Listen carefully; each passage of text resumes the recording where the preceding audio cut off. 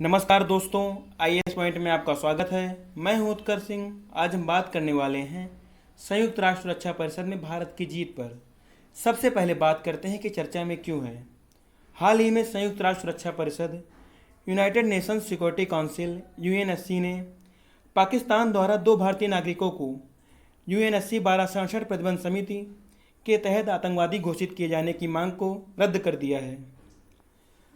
अब चर्चा करते हैं इसके प्रमुख बिंदुओं पर। संयुक्त राष्ट्र सुरक्षा परिषद की इस समिति ने 2 सितंबर 2020 को अंगारा अप्पाजी और गोविंद पटनायक नामक दो भारतीय नागरिकों को आतंकवादी घोषित किए जाने की पाकिस्तान की मांग को रद्द कर दिया है। पाकिस्तान ने इन दो भारतीय नागरिकों पर एक 4 सदस्यीय अफगानिस्तान आधारित भारतीय आतंकी सिंडिकेट इंडियन टेरर सिंडिकेट का हिस्सा होने का आरोप लगाया था। पाकिस्तान के अनुसार ये भारतीय नागरिक प्रतिबंधित आतंकी समूहों तहरीक-ए-तालिबान पाकिस्तान और जमात-उल-अहरार को पाकिस्तान में हमले करने के लिए संगठित कर रहे थे। यूएनएससी में अमेरिका, ब्रिटेन, फ्रांस, जर्मनी और बेल्जियम ने इन दो भारतीयों को आतंकवादी घोषित किए जाने पर रोक लगा दी है। अब बात करते हैं पाकिस्तान द्वारा इससे पहले किए गए प्रयासों पर। इससे पहले पाकिस्तान द्वारा दो अन्य भारतीयों वेणुमाधव डोगरा और अजय मिस्त्री को इस समिति के तहत आतंकवादी घोषित किए जाने की मांग की गई थी। हालांकि वेणुमाधव डोगरा के नाम पर अमेरिका द्वारा 19 जून तथा अजय मिस्त्री के नाम पर 16 जुलाई को अमेरिका, ब्रिटेन, फ्रांस, जर्मनी एवं बेल्जियम द्वारा रोक लगा दी गई थी। गौरतलब है कि अमेरिका, ब्रिटेन और फ्रांस संयुक्त राष्ट्र सुरक्षा परिषद के अस्थायी सदस्य हैं, जबकि जर्मनी तथा बेल्जियम अस्थायी सदस्य हैं। पूर्व में इन्हीं 5 देशों ने पाकिस्तान को अंगारा अप्पाजी और गोविंद पटनायक पर लगाए गए आरोपों के संदर्भ में साक्ष्य प्रस्तुत करने की मांग करते हुए इनके नामों पर अस्थायी रोक लगा दी थी।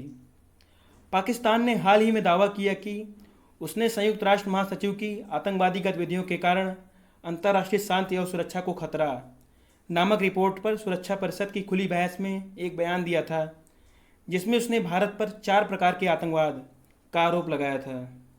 हालांकि संयुक्त राष्ट्र सुरक्षा परिषद अध्यक्ष ने पाकिस्तान के पत्र का संज्ञान लेने से इनकार कर दिया, क्योंकि पाकिस्तान यूएनएससी का सदस्य नहीं है। अब बात करते हैं इसके कारणों पर। पाकिस्तान ने भारत पर ऐसा आरोप क्यों लगाया।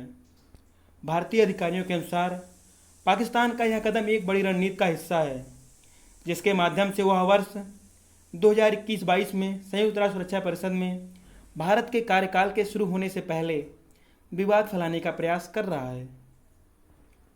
साथ ही पाकिस्तान इन प्रयासों के माध्यम से भारत द्वारा मई 2019 में यूएनएससी 1267 प्रतिबंध समिति के तहत जैश ए मोहम्मद प्रमुख मसूद अजहर को वैश्विक आतंकवादी नामित करने में सफल होने का बदला लेना चाहता है। अब बात करते हैं इसके प्रभाव का। संयुक्त राष्ट्र सुरक्षा परिषद में भारत को पाकिस्तान के प्रस्ताव के खिलाफ मिला इन 5 देशों का समर्थन सुरक्षा परिषद और वैश्विक राजनीति में भारत की मजबूत होती पहुंच का संकेत है। पाकिस्तान द्वारा भारतीय नागरिकों पर लगाए गए आरोपों के रद्द होने से विश्व के समक्ष उसकी छवि पर नकारात्मक प्रभाव पड़ेगा। अब बात करते हैं भारत के समक्ष चुनौतियों पर।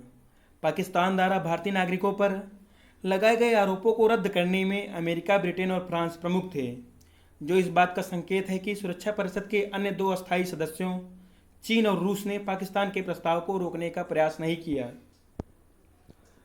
अब बात करते हैं यूएनएससी 1267 प्रतिबंध समिति क्या है। संयुक्त राष्ट्र सुरक्षा परिषद की 1267 प्रतिबंध समिति को अल कायदा प्रतिबंध समिति या ISIL के नाम से भी जाना जाता है। इस समिति की स्थापना संयुक्त राष्ट्र सुरक्षा परिषद के प्रस्ताव 1267 वर्ष 1999 के आधार पर की गई थी। इस समिति में यूएनएससी के सभी 15 सदस्य शामिल होते हैं और सर्वसम्मति से अपना निर्णय लेते हैं।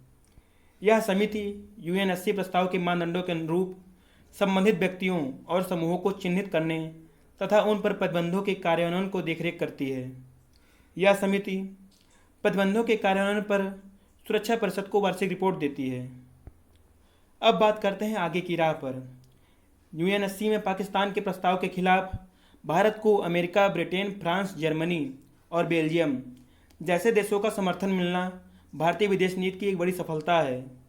हालांकि भारत को अधिक से अधिक देशों के बीच अपनी पहुंच को मजबूत करने का प्रयास करना चाहिए। अमेरिका चीन व्यापार युद्ध तथा भारतीय सीमा पर चीन की बढ़ती आक्रामकता के बीच भारत और अमेरिका के संबंध और अधिक मजबूत हुए हैं। हालांकि वर्तमान स्थिति में भारत को अमेरिका और रूस के साथ संबंध संतुलन को बनाए रखने पर विशेष ध्यान देना चाहिए।